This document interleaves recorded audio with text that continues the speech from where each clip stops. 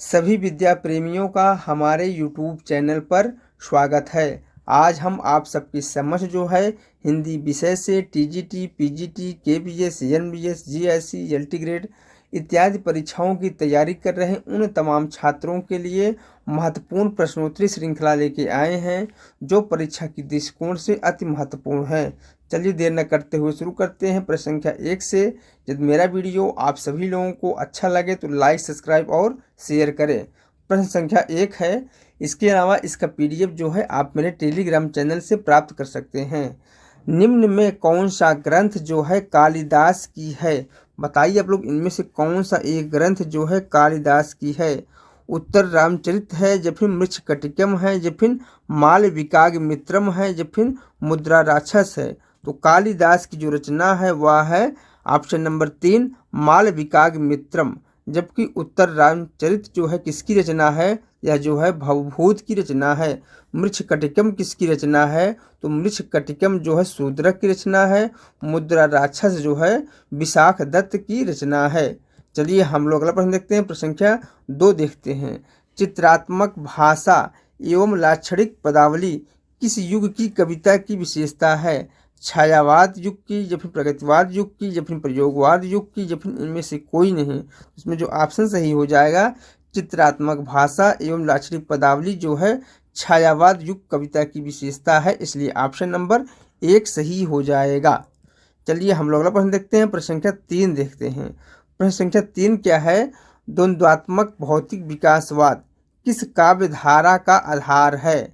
नई कविता का, या फिर प्रगतिवाद का, या फिर समानांतर कविता का, या फिर इनमें से कोई नहीं? तो द्वंद्वात्मक भौतिक विकासवाद जो है प्रगतिवादी काव्यधारा का आधार है, इसलिए ऑप्शन नंबर 2 सही हो जाएगा। चलिए हम लोग अगला प्रश्न देखते हैं। प्रश्न संख्या 4 देखते हैं। घोर अहमनिष्ठ व्यक्तिवाद किस काव्यधारा की प्रवृत्ति है?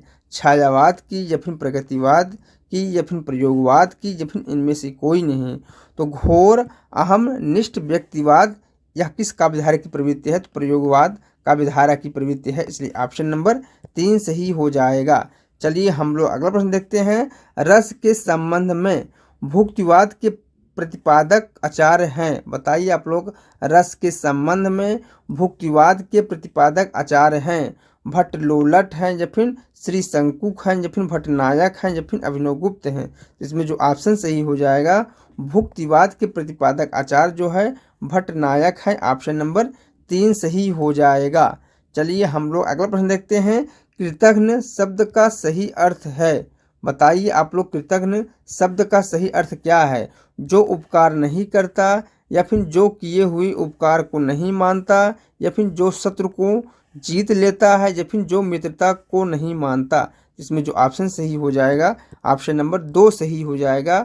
जो किए हुए उपकार को नहीं मानता कृतघ्न शब्द का सही अर्थ है। चलिए हम लोग अगला प्रश्न देखते हैं। गतानुगतिक शब्द का सही अर्थ क्या है? बताइए आप लोग, गतानुगतिक शब्द का सही अर्थ क्या है? प्राचीन आदर्श के अनुसार चलने वाला, या फिर पीछे चलने वाला, या फिर अनुसरण करने वाला, या फिर गत को नहीं मानने वाला? इसमें जो ऑप्शन सही हो जाएगा, ऑप्शन नंबर 1 सही हो जाएगा। प्राचीन आदर्श के अनुसार चलने वाला गतानुगतिक शब्द का अर्थ है। चलिए हम लोग अगला प्रश्न देखते हैं। प्रश्न संख्या 8 देखते हैं। आग में घी डालना मुहावरे का सही क्या अर्थ क्या है? बताइए आप लोग, आग में घी डालना मुहावरे का सही अर्थ क्या है? हवन करना, या फिर देवता को प्रसन्न करना, या फिर क्रोधी को और अधिक उत्तेजित करना, या फिर क्रोध से आग बबूला होना? तो आग में घी डालना मुहावरे का जो अर्थ है क्रोधी को और अधिक उत्तेजित करना, ऑप्शन नंबर 3 सही हो जाएगा। चलिए हम लोग अगला प्रश्न देखते हैं। कीचड़ उछालना मुहावरे का सही अर्थ है? बताइए आप लोग, कीचड़ उछालना मुहावरे का सही अर्थ क्या है? मल फेंकना, या फिर दूसरे के कपड़े गंदे करना, या फिर बदनाम करना, या फिर दलदल में फंसना? तो कीचड़ उछालना मुहावरे का जो अर्थ है बदनाम करना, ऑप्शन नंबर 3 सही हो जाएगा। चलिए हम लोग अगला प्रश्न देखते हैं। अवांछित संवाद अर्थ के लिए उपयुक्त मुहावरा है? सिर खपाना, या फिर सिर खाना या फिर सिर नीचा होना या फिर सिर पकड़ना।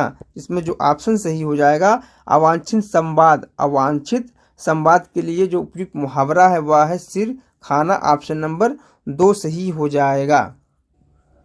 मनह उमग अंग अंग छवि छलकै। तुलसी की इस पंक्ति में कौन सी शब्द शक्ति है?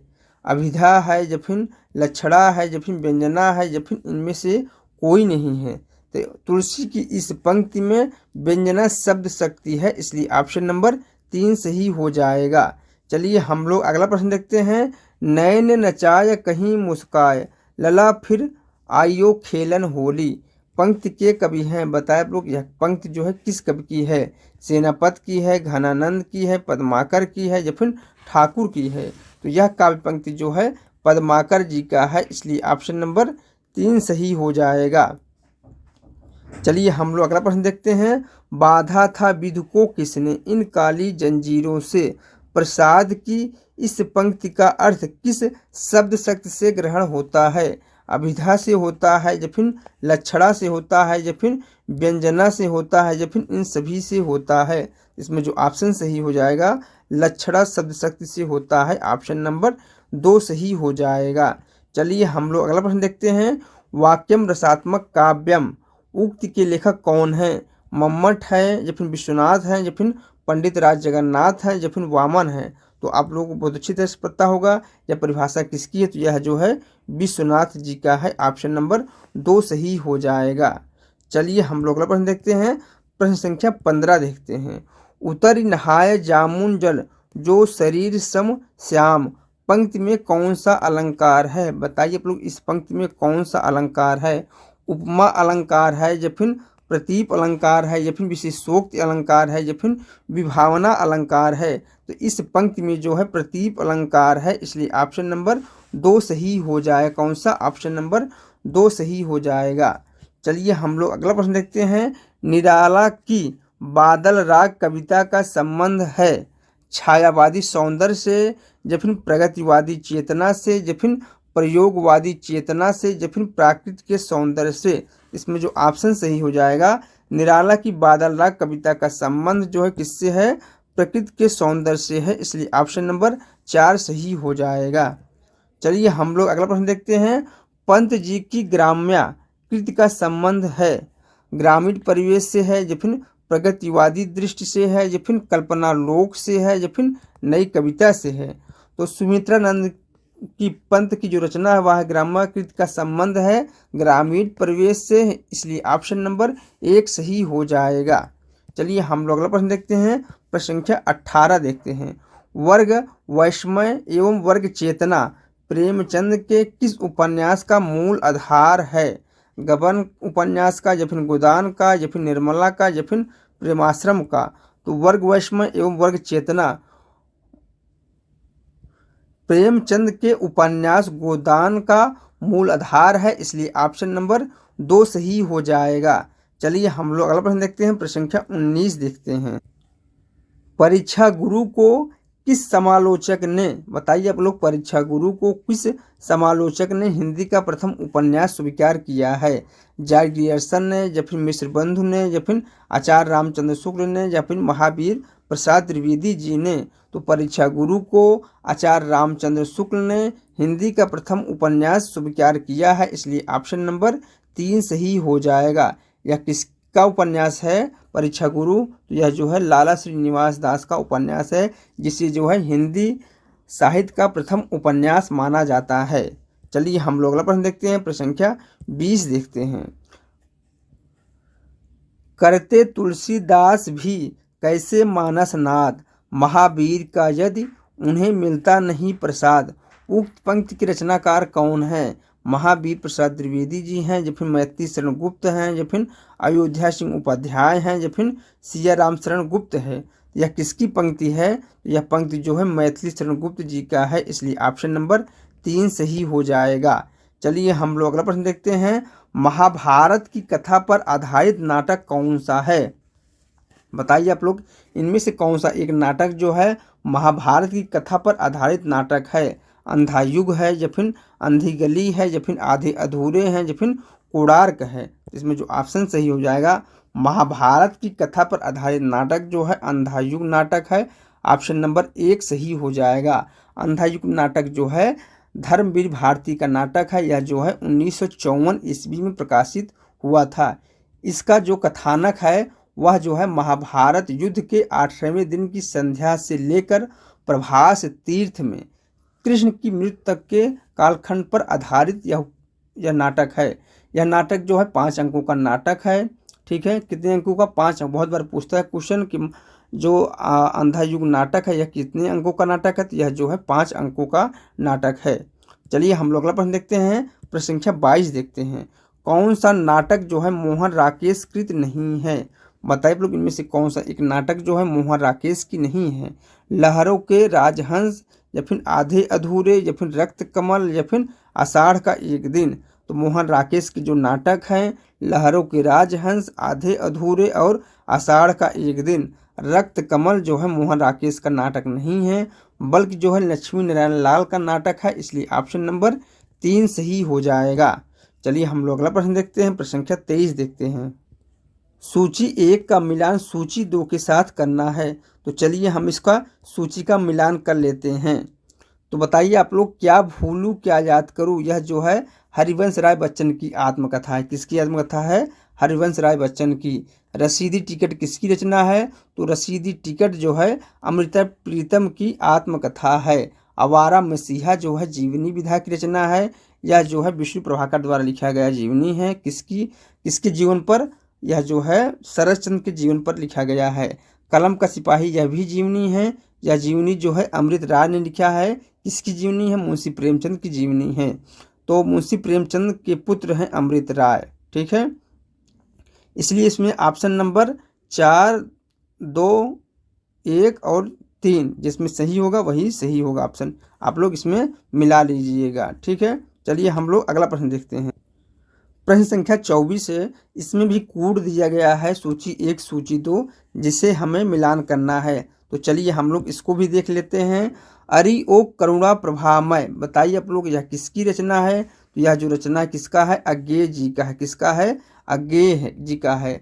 धूप के धान, यह किसकी रचना है? धूप के धान जो है गिरजा कुमार माथुर की रचना है। खुशबू के शिलालेख, खुशबू के शिलालेख किसकी रचना है? तो यह जो है भवानी प्रसाद मिश्र की रचना है। चांद का मुंह टेढ़ा है, यह किसकी रचना है? तो यह जो है मुक्तिबोध की रचना है। तो 2, 3, 4, 1 जिस ऑप्शन में सही होगा वही सही होगा। 2, 3, 4, 1 ऑप्शन नंबर 2 में सही होगा।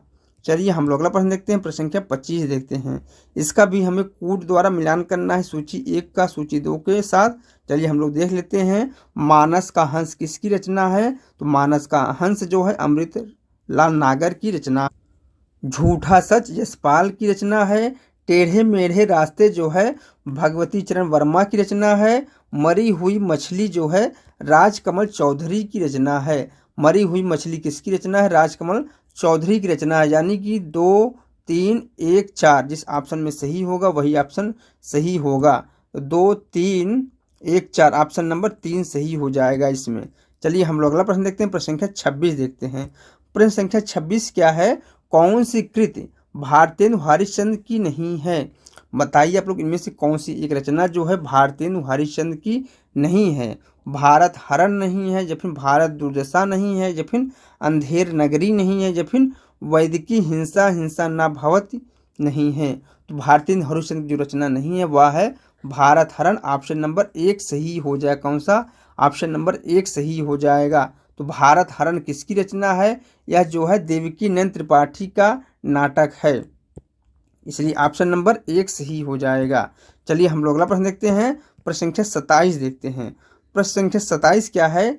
इस करुणा कलित हृदय में, इस करुणा कलित हृदय में अब विकल रागिनी बचती, क्यों हाहाकार स्वरों में वेदना असीम गरजती। इस पंक्ति के रचनाकार हैं सुमित्रा नंदन पंत हैं, महादेवी वर्मा है, जयशंकर प्रसाद हैं, या फिर सूर्यकांत त्रिपाठी निराला है।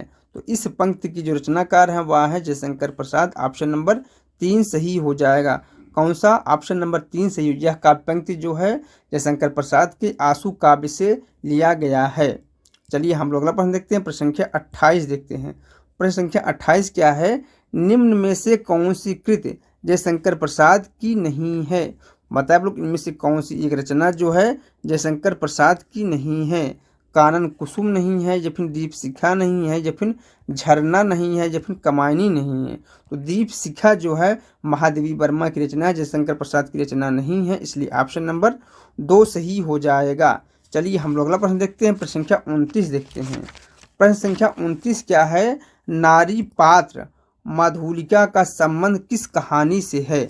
बताइए आप लोग, नारी पात्र मधुलिका का संबंध जो है किस कहानी से है? आकाशदीप कहानी से है, या फिर पुरस्कार कहानी से है, या फिर देवदासी कहानी से है, या फिर इंद्रजाल कहानी से है?